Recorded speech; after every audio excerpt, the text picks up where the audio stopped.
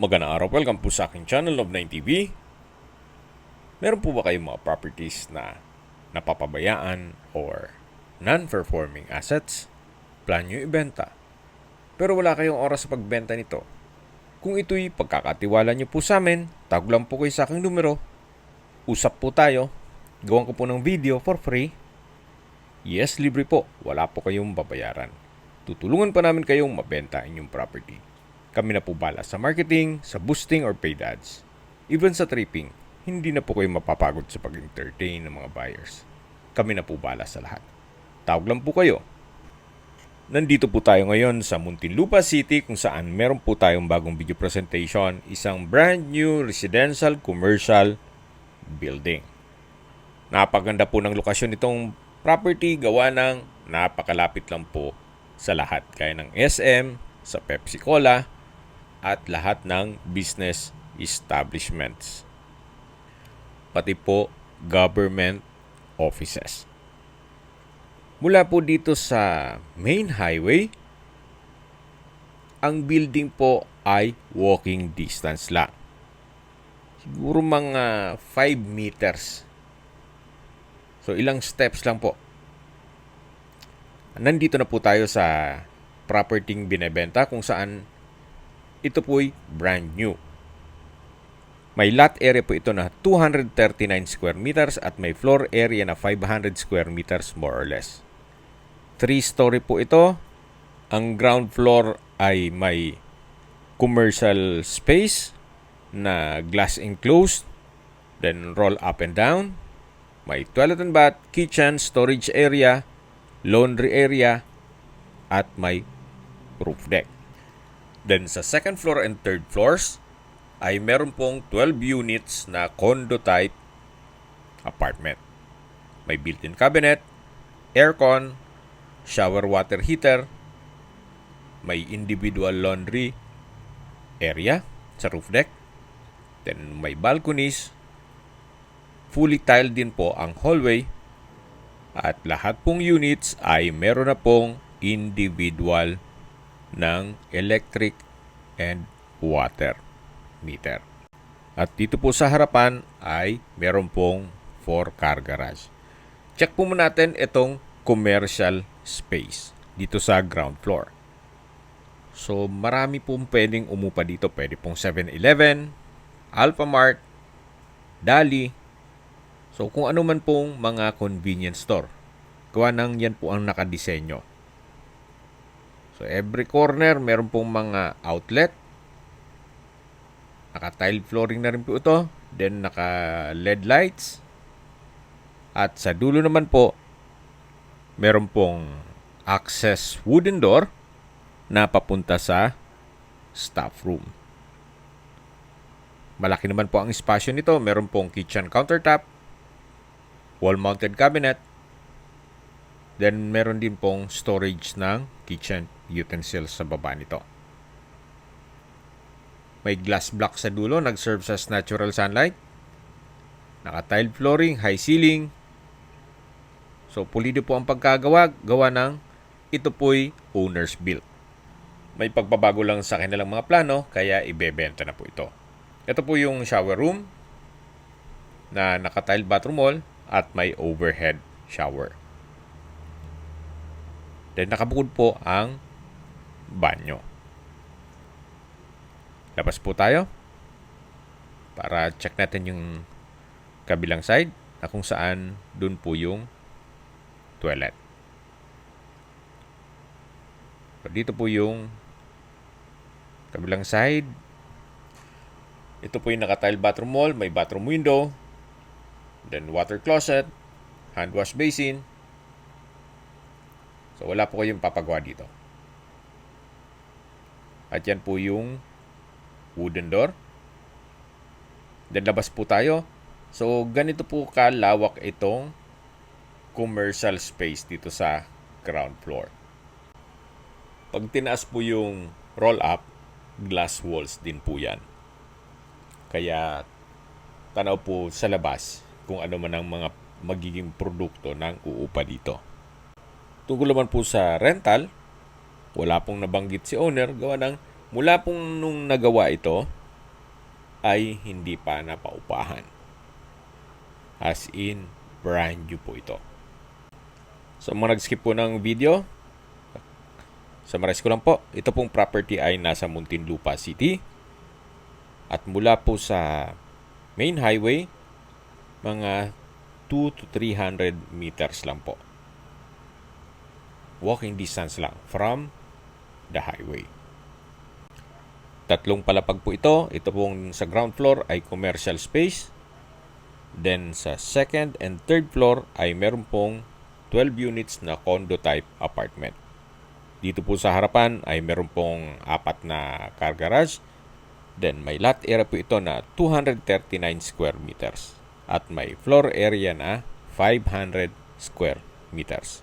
At sa roof deck po ay meron pong service area for each units. So ito po yung daan o hallway na papunta naman sa second floor. Ito pong hagdan ay naka-tiled staircase at metal handrail and railing. Ito po yung glass blocks mula dun sa staff room ng commercial space. So, nandito na po tayo sa second floor. May security gate po dito. Then, dito na po yung mga residential condo type apartment. Check po natin itong first unit na may aluminum screen door at solid wood door. Samahan niyo po ako. Pasok po tayo. So, dito po pagpasok natin ay nandito na po yung kitchen countertop. Then, dito na po yung living area. Then, pwede pong maglagay ng partitions. So, sa ngayon, may mga double deck. Then, meron na rin pong wardrobe. At dito naman po yung kitchen. May aircon na rin po siya.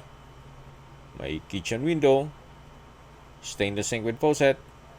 Wall-mounted cabinet. At dito naman po yung shower room at toilet.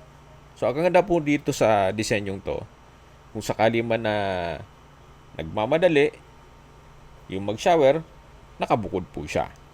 So, hindi mo na kailangang mag-antay dun sa gumagamit ng banyo. Meron na rin pong water heater set, naka-tile bathroom wall, bathroom window, etong shower room. Then, dito naman po yung toilet, kung saan kumpleto na rin po. May hand wash basin, water closet, tissue holder, tile bathroom wall, at bathroom window. High ceiling din po siya. So, ito po yung first unit. Then, meron pong sliding glass window with the screen. Nag-serves as natural ventilation. So, komportable po ang uupa sa inyo dito. Gawa ng malaki naman ang espasyo. Ito po yung hallway kung saan naka-tiled flooring na rin po ito. At yan pong nakikita nyong unit 1, 2, 3, 4, and 5 is identical lang po nung first unit. So, kung anong nakita nyo doon, halos same lang po ng floor plan. Lahat po din may cabinets at may aircon. Then, ito pong balkonahe ay meron din pong fire exit. So, ganun din po sa likod, meron din pong balkonahe. So, mula po yan sa third floor, pababa sa ground floor.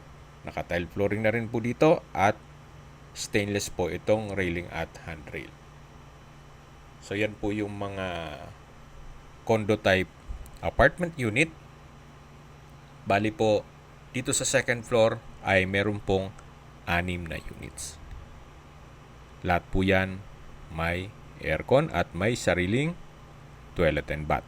Then, shower room. So, mula naman po dito sa second floor, yan po yung steel gate. Ito po yung last unit, o unit 6.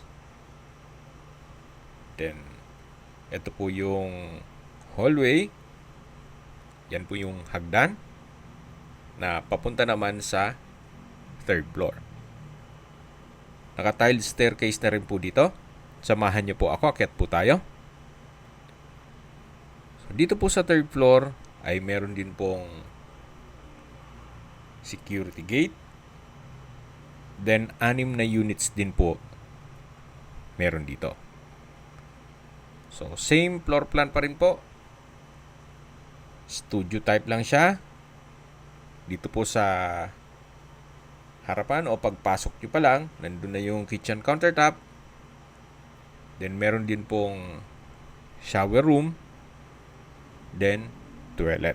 Nakabukod po lahat. Meron din pong wardrobe. Then, sa kusina, may kitchen cabinet, kitchen countertop. At lahat ng units ay may aircon. So, dito naman po ay may another hallway. Ito naman po yung papunta sa roof deck. So, dito po ay kung ano yung disenyo ng hagdan sa baba hanggang second floor, ganun din po. Naka-tiled staircase, then metal railing at handrail. Lahat pong units ay may drying cage o service area. Kaya kung susumahin nyo po, baka 15,000 to 18,000 per unit dun sa residential condo apartment. Gawa ng malaki din po itong drying cage nila o service area. Yung commercial space po ay meron din pong drying cage o service area. Ganun po kaganda ang disenyo nitong residential commercial building. Hindi lang sa location niya, kundi pati itong pagkagawa. Then dito po yung fire exit, yung kaninang pinakita ko sa inyo. So mula po dito, pababa po yan hanggang second floor, hanggang ground floor. So mapapansin nyo po, quality po ang pagkagawa, hindi po tinipid. Gawa ng ito'y owner's built. Nagkataon lang na meron mga pagbabago sa kanilang plano, kaya ibebenta na lang ito. Then meron din pong solar power. Okay, sa distance, location at travel time portion na po tayo. Ito pong property o itong building ay malapit po sa lahat. Gaya ng SM Center Muntinlupa, LTO Muntinlupa, pabrika ng Pepsi Cola.